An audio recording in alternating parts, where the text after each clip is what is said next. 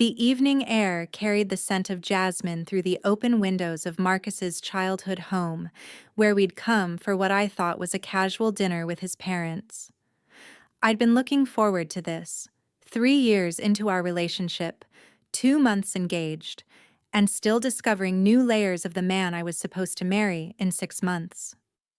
"I'll just grab my sweater from upstairs," I told Marcus as we finished loading the dishwasher together. His mother, Eleanor, had already retreated to the living room with his father, Robert, and the sound of their muffled conversation drifted through the house. "Take your time, babe." Marcus kissed my forehead absently, his attention already shifting toward joining his parents. I climbed the familiar staircase to his old bedroom, my engagement ring catching the light from the hallway sconces. Everything felt perfect. Too perfect, perhaps. The wedding planning was in full swing. My dress had been ordered, and we'd just put a deposit down on our dream apartment in the city.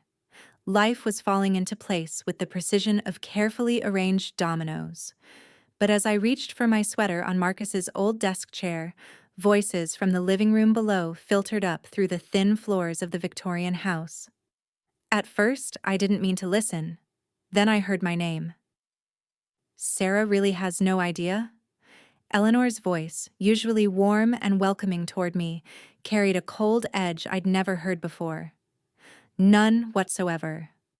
Marcus's laugh made my blood run cold. "She's completely clueless. You should see how excited she gets talking about the wedding, about our future. It's almost painful to watch." My hand froze on the sweater. A sick feeling began spreading through my stomach. "And the inheritance money?" Robert's gruff voice joined the conversation. "She signed the prenup last week. Once we're married, I'll have access to everything her grandmother left her. The trust fund, the properties, all of it. She thinks the prenup is just protecting my family's business assets." Marcus's voice carried a satisfaction that made me feel physically ill. I pressed myself against the wall, my heart hammering so loudly I was sure they'd hear it downstairs. $300,000, Eleanor mused, plus the cottage in Martha's Vineyard and that downtown property. "You've done well, darling. Much better than that dreadful Jennifer." "Jennifer was too smart," Marcus replied. "She asked too many questions about my finances, wanted to keep everything separate. Sarah's different. She's trusting. Naive, really. She actually believes I love her." The words hit me like physical blows. I slid down the wall, my legs giving out beneath me. "The best part," Marcus continued, "is that she's already talking about wanting to combine our resources for the future. Once I have legal access to her money, I'll invest it properly. In my name, of course. If things don't work out between us down the line, well, divorces can be expensive for the party, with fewer assets." They were laughing now. All three of them, laughing about how easily they'd manipulated me, how perfectly their plan was working. "You're sure she won't figure it out?" Robert asked. "Dad, you've met Sarah. She sees the best in everyone. She probably thinks I proposed because I was so overwhelmed by love I couldn't wait another day." Marcus's mockery of my romantic nature felt like being flayed alive. "She has no idea I've been planning this since I found out about her inheritance 6 months ago." 6 months ago. That was right around the time he'd started talking about marriage, about our future together. Everything I'd thought was real, every sweet word, every intimate moment, every plan we'd made. It was all a lie. I had to get out of there before I was sick all over his childhood carpet. Moving like a ghost, I grabbed my sweater and my purse, then crept down the back staircase that led to the kitchen. Through the doorway, I could still hear them discussing the details of their con job, planning how to access my accounts after the wedding. "Sarah," Marcus called out as I reached the back door. "You okay up there?" Just grabbing some air," I managed to call back, my voice surprisingly steady. "Be right back in." I slipped out into the garden, then around to the front of the house where my car was parked. My hands shook as I started the engine, but somehow I managed to drive the 20 minutes back to my apartment without crashing. Once inside, I collapsed onto my couch and finally let the tears come. Great, heaving sobs that seemed to tear something fundamental inside me. The man I'd planned to spend my life with, the man I'd trusted with my heart, my body, my future. He was nothing but a calculating predator. But as the initial shock began to wear off, something else crept in to replace it. Something cold and sharp and focused. Rage. I spent that night pacing my apartment, my mind racing through everything I now understood with perfect, horrible clarity. The way Marcus had subtly questioned me about my grandmother's will, his sudden interest in combining our finances. The prenup he'd insisted was just a formality, while painting himself as the one with assets to protect. The bastard had played me perfectly, but he'd made one crucial mistake. He'd underestimated me. By morning, I had the skeleton of a plan. I called in sick to work. As the head of marketing for a tech startup, I had the flexibility and spent the day researching. I knew things about Marcus that he'd probably forgotten telling me. His social security number, from when I'd helped him with insurance paperwork. His mother's maiden name, gleaned from casual family stories. The name of his first pet, which he'd mentioned when we were setting up security questions for our joint Netflix account. More importantly, I knew his patterns. His arrogance. His absolute certainty that I was too naive and trusting to ever suspect him. He was about to learn how wrong he was. The first phase of my plan was information gathering. I hired a private investigator, not some shady character from a noir film, but a thoroughly professional woman named Janet, whose services I found through my lawyer. I gave her everything I knew about Marcus and asked her to dig deeper. What she found in 2 weeks made my blood boil all over again. Jennifer hadn't been his only previous target. There had been another woman, Rebecca, 3 years before me. A recently divorced teacher who'd received a substantial settlement. Marcus had dated her for 8 months, convinced her to lend him money for a business investment, then disappeared. Rebecca had been too embarrassed to pursue legal action. He has a type, Janet explained during our meeting at a coffee shop downtown. Women with recent financial windfalls who are emotionally vulnerable. You, because of your grandmother's passing, Jennifer after her promotion and bonus, Rebecca after her divorce settlement. How did you find this out? Rebecca's sister hired a PI a year ago, when Rebecca finally decided she wanted to find him. I know the investigator. We share information sometimes. Your Marcus has been running this game for at least 5 years. 5 years of destroying women's lives and trust. 5 years of perfecting his predatory techniques. What about his family? I asked. Are they involved in all his cons? Janet's expression darkened. Eleanor and Robert aren't just involved. They're the masterminds. Marcus is their golden boy, their retirement plan. They research the targets, help plan the approaches, provide the respectable family backdrop that makes him seem trustworthy.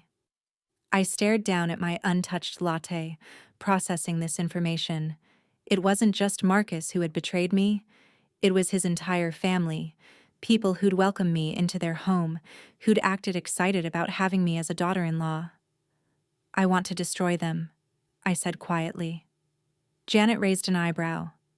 Legally speaking? Of course. I met her gaze. But I want them to understand exactly what they've lost before it's over. I want them to know that their naive little Sarah saw right through them. What did you have in mind? I told her. Janet whistled low. That's comprehensive and completely legal, which I appreciate. Are you sure you want to go that far? They were going to steal everything my grandmother left me, everything she worked her entire life to build, that she left to me because she trusted me to use it well. They were going to take it and laugh about how stupid I was. My voice hardened. Yes, I'm sure. The next phase required the most difficult acting of my life. I had to continue the relationship with Marcus, continue planning our wedding, continue playing the naive, trusting fiancé while putting my plan into motion. "How was dinner with your parents the other night?"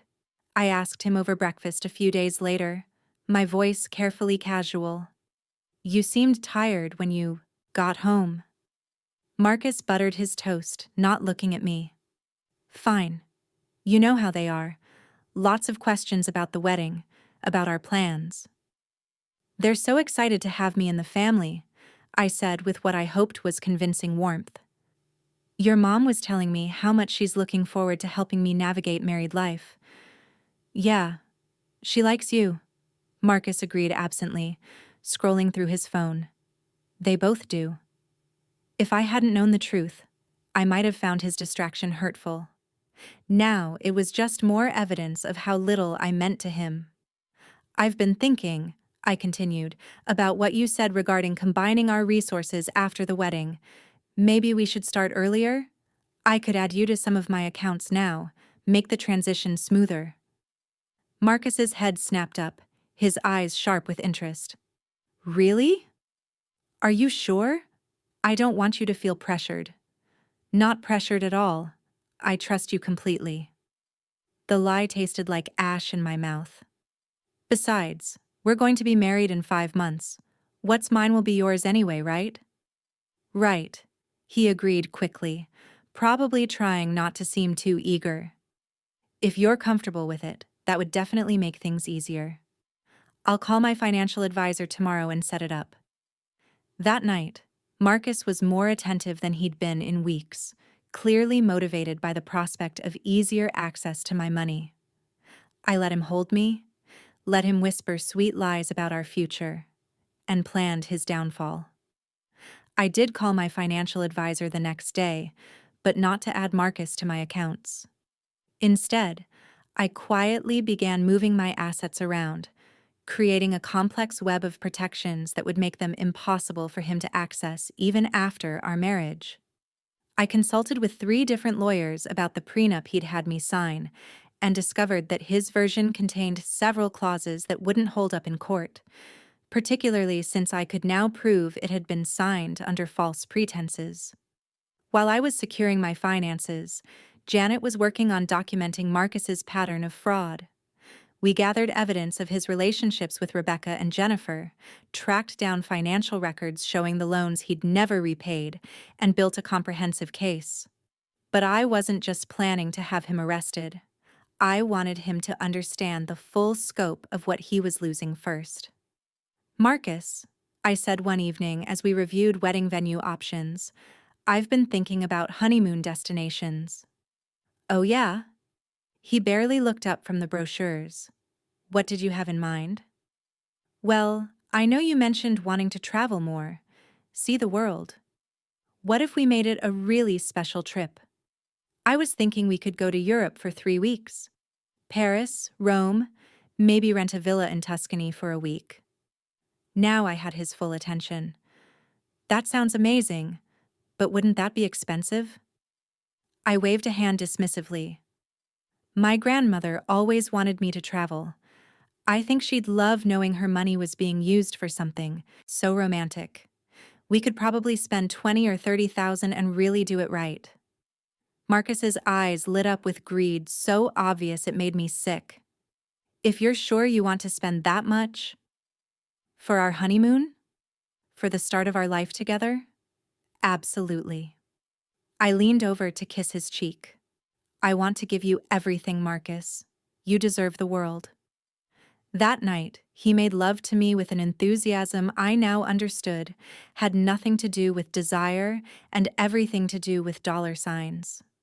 I lay awake afterward, listening to him sleep, and refined the final details of my plan.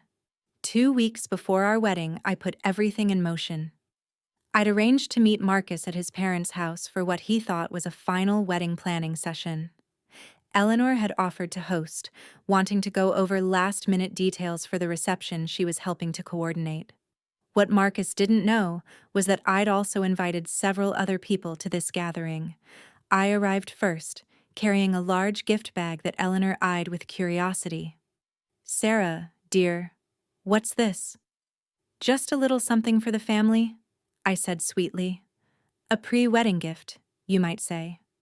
Marcus arrived 20 minutes later, followed shortly by his uncle David, whom I'd contacted through Facebook, his cousin Michelle, found through LinkedIn, and his grandmother Rose, tracked down through public records.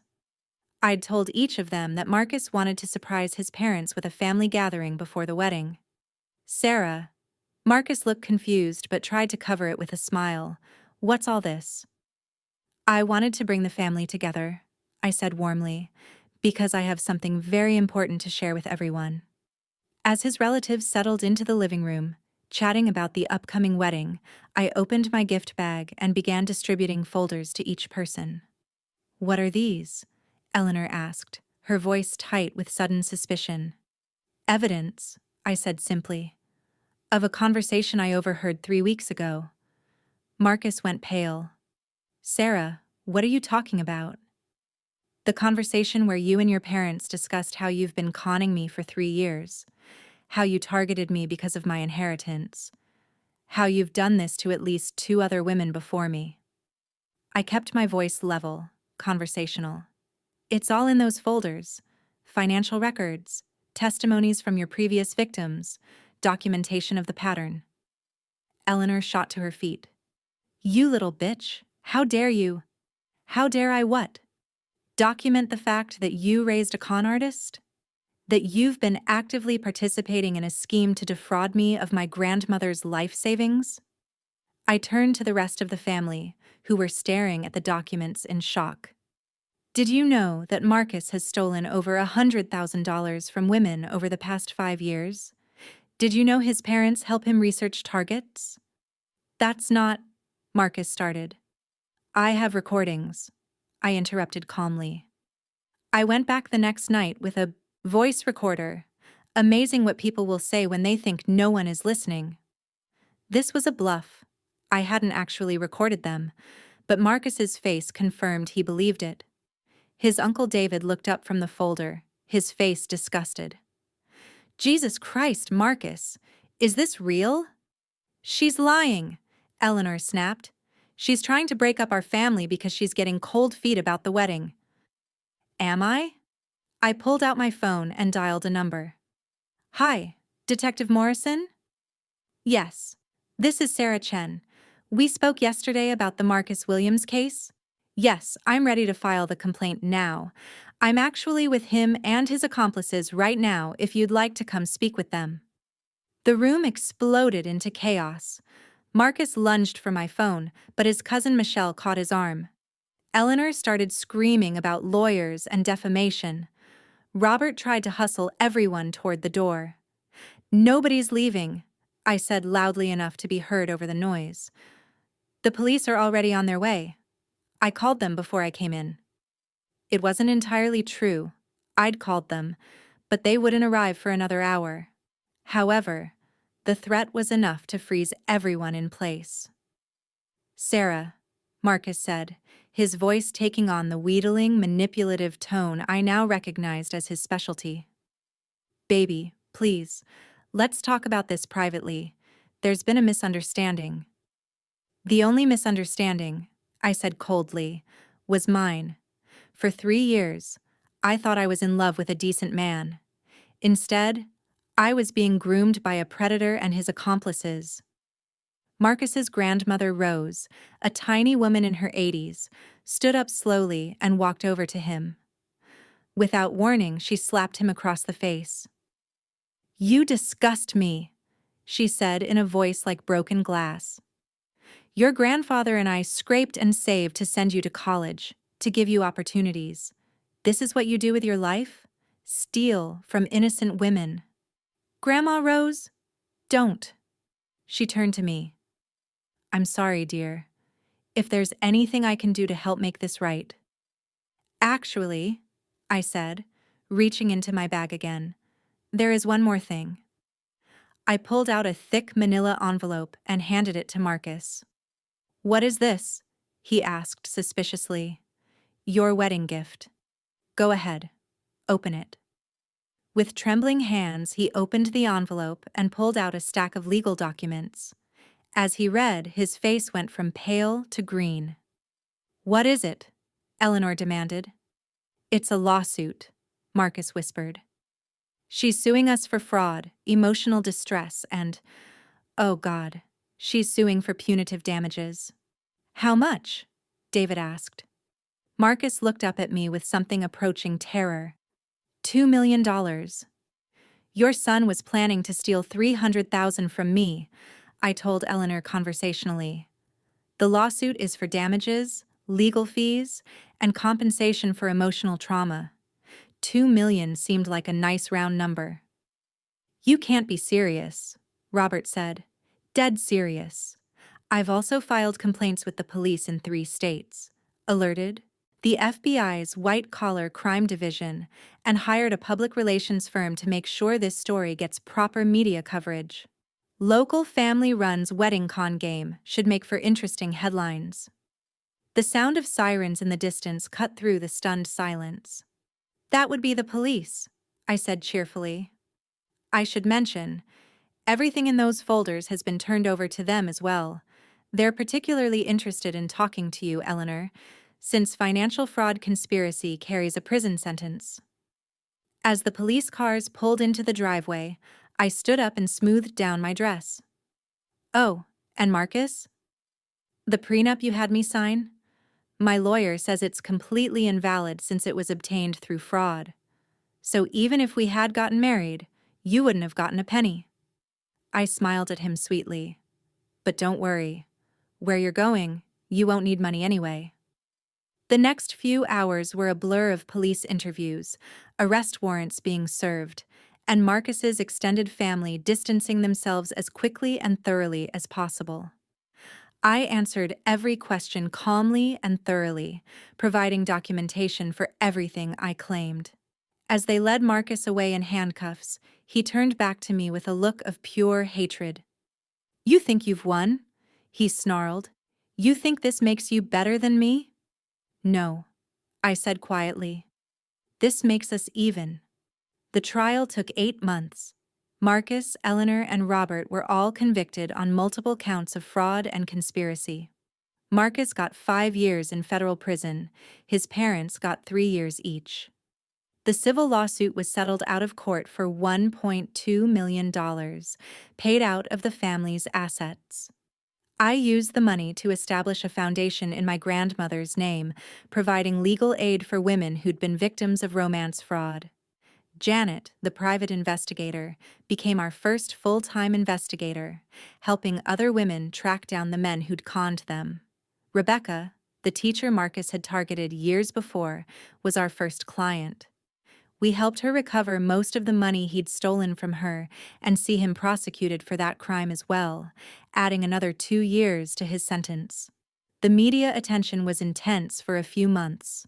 I did interviews with 3 national news programs and 2 documentary crews, talking about how to recognize the warning signs of romance fraud.